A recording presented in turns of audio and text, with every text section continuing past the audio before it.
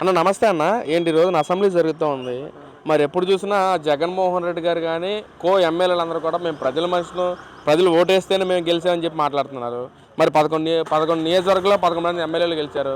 మళ్ళీ ప్రజల మీద ఎలాంటి గౌరవం ఉన్నా సరే మనల్ని గెలిపించారో మనం వాళ్ళ గురించి ఏదో ఒకటి చేయాలని చెప్పి అసెంబ్లీకి వెళ్ళి మన ఏదైతే నియోజకవర్గానికి కావాల్సిన నిధులు కూడా గురించి మాట్లాడాలి. మరి ఏదైనా గౌరవం ఉంటే మరి 11 మంది అసెంబ్లీకి వెళ్ళాలి కదా. మరి ఇప్పుడు వెళ్తున్నారు, వెళ్ళినా సరే వెంటనే 11 నిమిషాలు మళ్ళీ బయటకు వచ్చేస్తున్నారు. ఎలాంటి గౌరవం ఉంది అసలు ప్రజల పట్ల వాళ్ళకి? నిజంగా వాళ్ళకి ప్రజల పట్ల గౌరవం ఉండి మనం శాసనసభలో ప్రజా సమస్యల పట్ల పోరాడి ప్రజలకు న్యాయం చేయాలనే ఉద్దేశంతో జగన్మోహన్ రెడ్డి గారికి కానీ ఉంటే 11 మంది కాదు, 11లో సగం 5గురైనా అసెంబ్లీలో మాట్లాడవచ్చు. మీరు ఆలోచించండి, గత వైసీపీ గవర్నమెంట్లో పంచాయతీ ఎన్నికలు జరిగినాయి, మండలాలు జరిగినాయి, మున్సిపల్ కార్పొరేషన్లు జరిగినాయి. ఆ రోజు సాక్షి పేపర్లు ఏమేశారండి, భూమండలం అంతా మెజార్టీ వచ్చింది మాకని చెప్పేశారండి. సంతోషం, ప్రజా తీర్పుని గౌరవించాలి, రూలింగ్లో మీరున్నారు కాబట్టి. అక్కడ గెలిచినటువంటి ప్రతిపక్షంలో ఉన్నటువంటి తెలుగుదేశం పార్టీ వాళ్ళకి మీరు ఎంతమందికి ఇస్తున్నారు మాట్లాడే అవకాశం? ఆంధ్రప్రదేశ్లో గెలిచింది 2 మున్సిపాలిటీలు, ఒకటి మైదుకూరు, 2 తాడిపత్రి. మైదుకూరు మున్సిపల్ చైర్మన్ మరి డైవర్షన్ అయిపోయారు. ఒక్క తాడిపత్రి మున్సిపల్ చైర్మన్ జేసీ ప్రభాకర్ రెడ్డి గారు మా బంధువు కాదండి. వాస్తవంగా మీరు మీడియాలో చూడండి, ప్రజా సమస్యల పట్ల ఆయన ఏ రకంగా ప్రవర్తించి ప్రజల సమస్యలు తెలుసుకుంటున్నాడు మీరు ఆలోచించి. ఆ రకంగా ఇంటి మీదకి వెళ్ళి దౌర్జన్యం చేసినప్పుడు కూడా భయం అనేది లేకుండా ప్రజా సమస్యల గురించి మాట్లాడాలని ఉంటే, గతంలో 294 అసెంబ్లీ స్థానాల్లో నోముల నరసింహయ్య గారు నల్లగొండ జిల్లా నకరేకల్ శాసనసభ్యులుగా ఉన్నటువంటి నోముల నరసింహయ్య గారండి. ఆయన వాయిస్ కావాలంటే మీరు గూగుల్లో కానీ యూట్యూబ్లో కానీ చూడండి. అతను ప్రజా సమస్యల గురించి మాట్లాడుతుంటే ప్రతిపక్షం కానీ అధికార పక్షం కూడా నోరు ఎలికిలే చూడాలనిపించేది అనమాట. అసలు మనం ప్రజా సమస్యల గురించి మాట్లాడాలి అన్నటువంటి దృఢ సంకల్పం ఉంటే, మళ్ళీ మేము ముఖ్యమంత్రి అవ్వాలన్నటువంటి ఉద్దేశం జగన్మోహన్ రెడ్డి గారికి కలిగితే, ప్రజా సమస్యలు చంద్రబాబు నాయుడు గారు పనిచేయటం లేదు, సూపర్ 6 పథకాలు అమలు అవ్వటం లేదని పబ్లిక్లో చూడటం కాదు, మీరు అసెంబ్లీలోకి వెళ్ళి మీకున్నటువంటి అర్హతతో ఉత్తమ శాసనసభ్యులుగాను, ఉత్తమ పార్లమెంటరీగాను మీరు వెళ్ళి ప్రజా సమస్యల పట్ల మీరు మాట్లాడండి.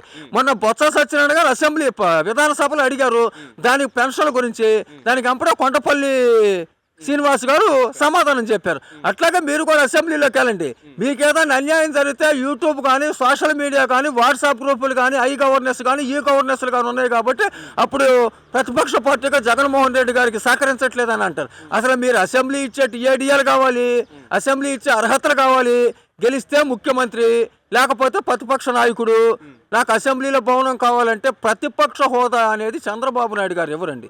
శాసనసభ రూల్స్ అండ్ రెగ్యులేషన్స్ ఇస్తాయి, ప్రజలు నిర్ణయిస్తారు. గతంలో జగన్మోహన్ రెడ్డి గారు ఏం చెప్పారండి, వై నాట్ 175 అన్నారు. తర్వాత ఏమన్నారు, మీ 3 పార్టీలు కలిసి తర్వాత నేను ఓడిపోయాను అన్నారు. ఈ మహాకూటమి గెలిచిన తర్వాత కూడా ఈ సవాల్ ఇసిరా కదండి జగన్మోహన్ రెడ్డి. మహాకూటమి కలవక ముందు అంటే పర్ల విడివిడిగాని, మహాకూటమి వాళ్ళు కలిసి ఐక్యమత్యంతో ప్రచారం చేసేటప్పుడు కూడా వై నాట్ 175 కుప్పలను కూడా నేను లెక్కలో వేసుకున్నానని చెప్పారు. సరే, అది తీసేయండి.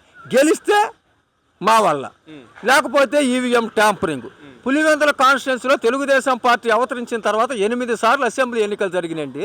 ఒక్కసారైనా తెలుగుదేశం పార్టీ గెలిచిందే మీరు చూడండి. 8 మండలాలు, తొండూరు, లింగాల, వేముల, వేంపల్లి, చక్రాయపేట, సింహాద్రిపురం, అనేక 7 మండలాల్లో 1 సైడ్ ఓటింగ్ తప్పనించి అక్కడ మరి ఈవీఎం ట్యాంపరింగ్ అవ్వలేదండి. మీరు చెప్పండి, మొన్న పులివెందులో జగన్మోహన్ రెడ్డి గారు గెలిచారు, 10 మంది అసెంబ్లీలో శాసనసభ్యులు గెలిచారు, 4 పార్లమెంట్ జరిపారు. 4 ఏళ్ళు 28, ఒక్కొక్క పార్లమెంట్ సభ్యుడికి 7 అసెంబ్లీ కాన్స్టిట్యున్సీ. ఇక్కడ కూడా ట్యాంపరింగ్ చేసి గెలిచారండి మీరు. అంటే అన్న మరి వాళ్ళు ఎందుకని మరి అసెంబ్లీకి రారు? ఒకవేళ వచ్చినా 11 మందితో వచ్చినా 11 నిమిషాలకు బయటకు వెళ్ళిపోతారు. ఇటు శాసనమండలిలో కూడా ఏదైనా ప్రశ్న అడుగుతుంటే మేము వాకౌట్ చేస్తామని చెప్పి బొత్స సత్యనారాయణ గారు మాట్లాడుతున్నారు. ఎలా చూడొచ్చు అంటారు? అసలు సమస్యల పట్ల మీకు నమ్మకం లేదు, ప్రతిపక్ష పాత్ర పోషించాలని లేదు, ప్రజలు మాకు ఓట్లు వేయలేదు కాబట్టి ఆ ప్రజల మీద కక్ష సాధింపు చర్యలు చేపట్టాలన్న ఉద్దేశంతో తప్పనిచ్చి ఇవాళ కొన్ని విషయాలు ఎరగబడిపోయారు, ప్రభుత్వం పనిచేయట్లేదని మీ దగ్గర రోడ్డు మీద కాదు, అసెంబ్లీలోకి వెళ్ళి చంద్రబాబు నాయుడు గారి దృష్టికి తీసుకెళ్లి సాధించుకోండి. చంద్రబాబు నాయుడు గారు ముఖ్యమంత్రిగా ఉన్నప్పుడు కోనసీమ కొవ్వాడలంక బ్రిడ్జి తెచ్చింది చంద్రబాబు నాయుడు గారు కదా, యానాం వెదురులంక బ్రిడ్జి తెచ్చింది చంద్రబాబు నాయుడు గారు కదా, ఉల్లిపాలెం భవానీపురం బ్రిడ్జి తెచ్చిన చంద్రబాబు నాయుడు గారు కదా, పెనుమూడి పులిగట్ట వారం తెచ్చిన చంద్రబాబు నాయుడు గారు కదా, లూలు కంపెనీ తెచ్చిన చంద్రబాబు నాయుడు గారు కదా, కియా కంపెనీ తెచ్చిన చంద్రబాబు నాయుడు గారు కదా, హైటెక్ సిటీ తెచ్చిన చంద్రబాబు నాయుడు గారు కదా, నెక్లెస్ రోడ్ తెచ్చిన చంద్రబాబు నాయుడు గారు కదా, ఇవాళ మొన్న 5 నిమిషాల నుండి వాకౌట్ చేసినటువంటి అసెంబ్లీ కట్టింది కూడా ఆ చంద్రబాబు నాయుడు గారు ఉన్నప్పుడే కదండి. రాజకీయాలు వేరు, అభివృద్ధి వేరు. శాసనసభ్యులు అనే వాళ్ళు ఏంటంటే ఎన్నికలప్పుడు ఎవరికి నచ్చిన పార్టీ వాళ్ళకి వెళ్తారు. ప్రజా సమస్యల గురించి మనం దృష్టి కేంద్రీకరించాలంటే విజయవాడ నగరంలో గెలిచినటువంటి 14 మంది కార్పొరేటర్లు నగరపాలక సంస్థ ఫ్లోర్ లీడర్గా పనిచేశారు నెల్లిపట్ల బాలా గారు. ఒకసారి ఆ బీసెంట్ రోడ్ కార్పొరేటర్ గారి దగ్గరికి వెళ్ళి మరి ఆయన సమస్యల గురించి ఎట్లా మాట్లాడుతున్నాడు, ఎన్ని చేశారో మీరు వెళ్ళి ఆలోచిస్తారు, కనుక్కోండి. అన్న మరి ఏదైతే నిన్న బిల్గేట్స్ గారు మన రాష్ట్రానికి రావటం, ముఖ్యంగా మన విజయవాడ లేదా అమరావతి ప్రాంతాల్లో చూడటం ఎలా చూడొచ్చు? విజయవాడ మీరు ఎలా ఫీల్ అవుతున్నారు అసలు? చాలా సంతోషకరమైనటువంటి విషయమేనండి. ఇప్పుడు గూగుల్ కంపెనీ తెచ్చిందంటే చాలా దేశాలు, చాలా రాష్ట్రాలు అడిగినాయి. నారా లోకేష్ గారు మరి విద్యాశాఖ మంత్రి కూడా గూగుల్ కంపెనీ అమెరికా నుంచి తెచ్చి వైజాగ్లో పెడతామంటే చాలా గొప్ప విషయం. ఆనాడు చంద్రబాబు నాయుడు గారు ముఖ్యమంత్రి ఉండగా అమెరికా ప్రెసిడెంట్ గారిని తీసుకొచ్చి ఆయనకు అతిథి మర్యాదలు చేసి అనేక రకాలైనటువంటి కార్యక్రమాలు చేశారు.